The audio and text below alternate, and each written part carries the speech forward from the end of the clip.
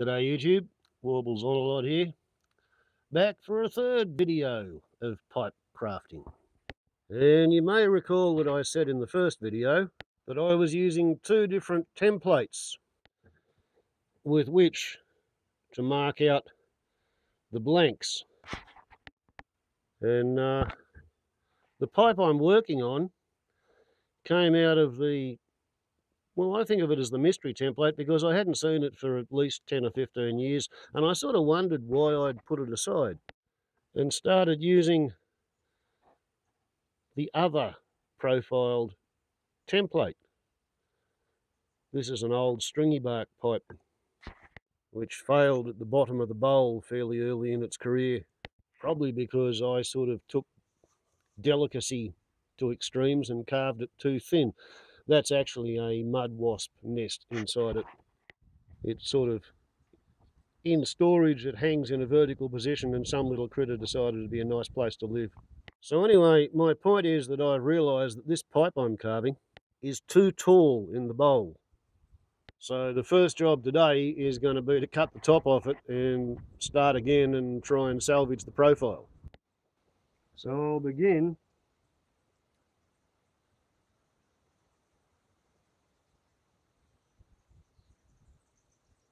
by marking roughly where it should be. Something like that. And the way to get there, rather than playing around trying to hit exactly the target with files, is to mark it with a straight line ruler and then cut the head off it with a hacksaw.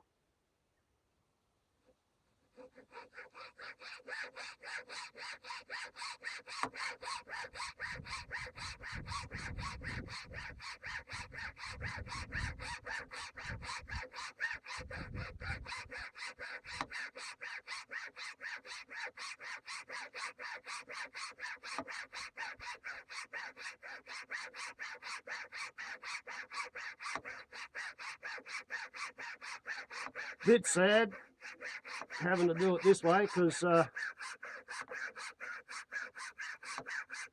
it'll make it a bit harder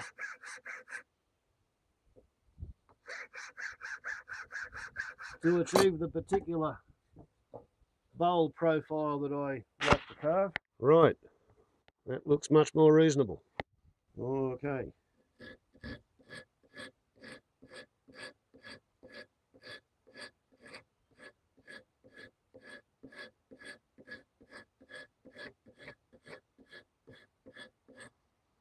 Yeah, we can work with that.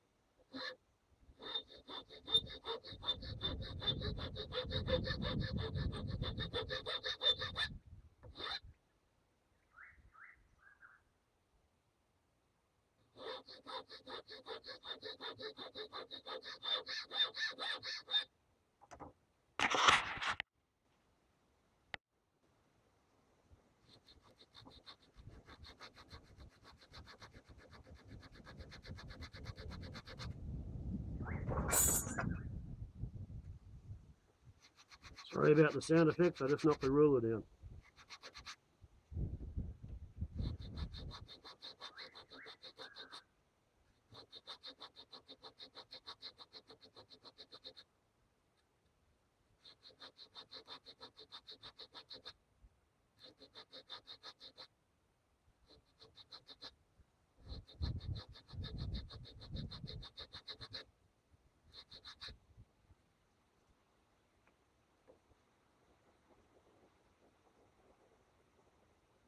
Yeah, that'll do.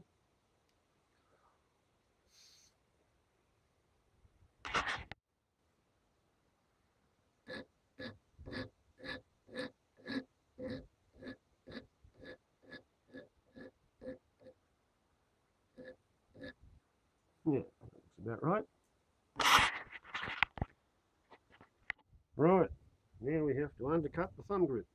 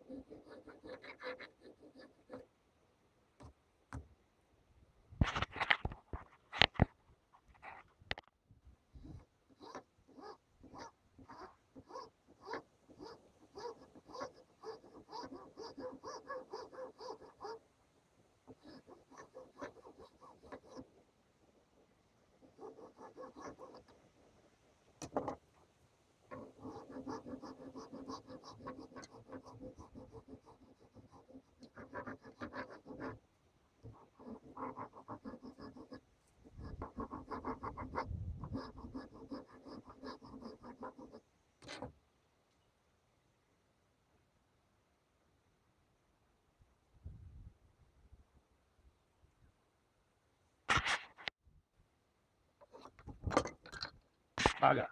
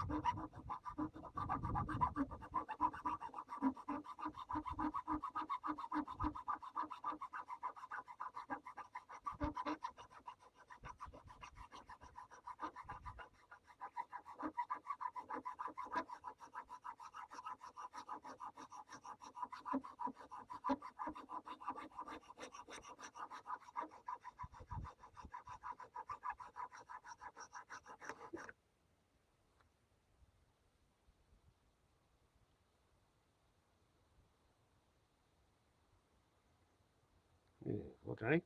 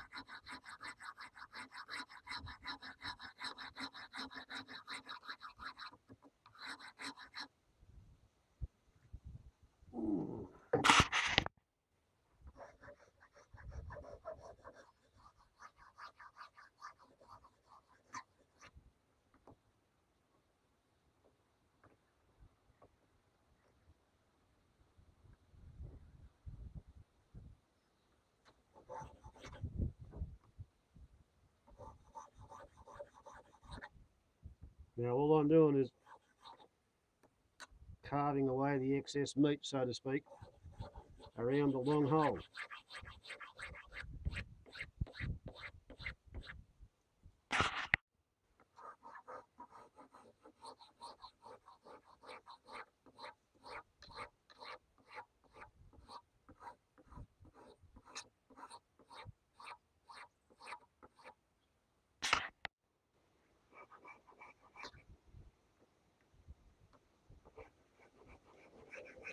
Okay, and we're now just about ready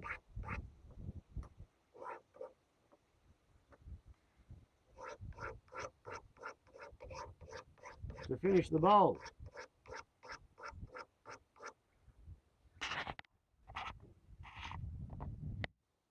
For which I use a pocket knife.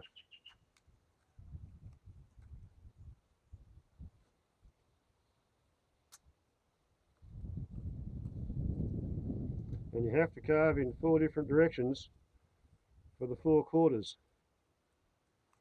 of the bowl. Otherwise you pick up the grain and everything gets fucked.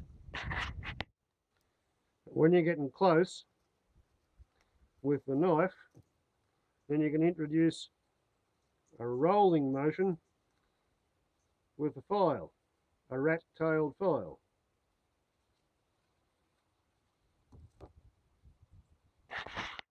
There you go. Not quite symmetrical because the hole is slightly off centre. So now it's a matter of sanding and trying to get the surface as smooth as possible. Okay, now after the sandpaper and before the knife, I use a key cutting file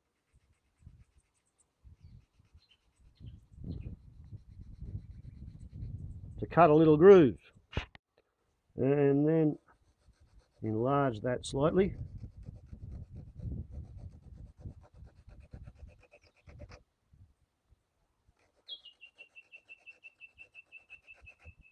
To show the user where to put their teeth, as you can see.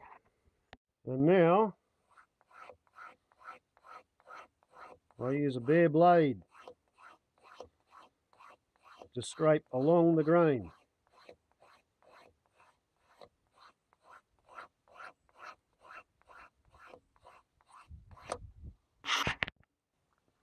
All done in the correct direction according to the grain. Then we move on to a finer grade of sandpaper, and then we go back to the knife again.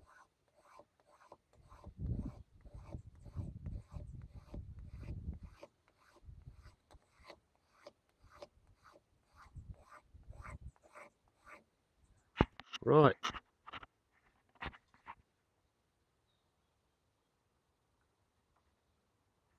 Now we move on to fencing pliers and coat hanger wire, from which to fashion. If you look down in the bottom there, you can see the end of the cleaning rod, right down in there. You can also see the depth gauge that stops it from going too far. For this trick, you've got to wash your hands. Mix it thoroughly, and as soon as it starts to go clear, apply it with the end of your finger, getting a good coverage before it starts to go off. And of course there's always the risk of missing a spot like I did just there, so this will have to have a second skin in 24 hours time, and then 24 hours after that, what I'll do is I'll fill the bowl with olive oil and let it soak into the stem for about 5 minutes, and then pour out any that's remaining. So with a skin of 2-part epoxy to harden the exterior like a shell and the interior pre-oiled, yeah, it should be a reasonably long-lasting pipe. Warbles on a lot to YouTube. Ciao.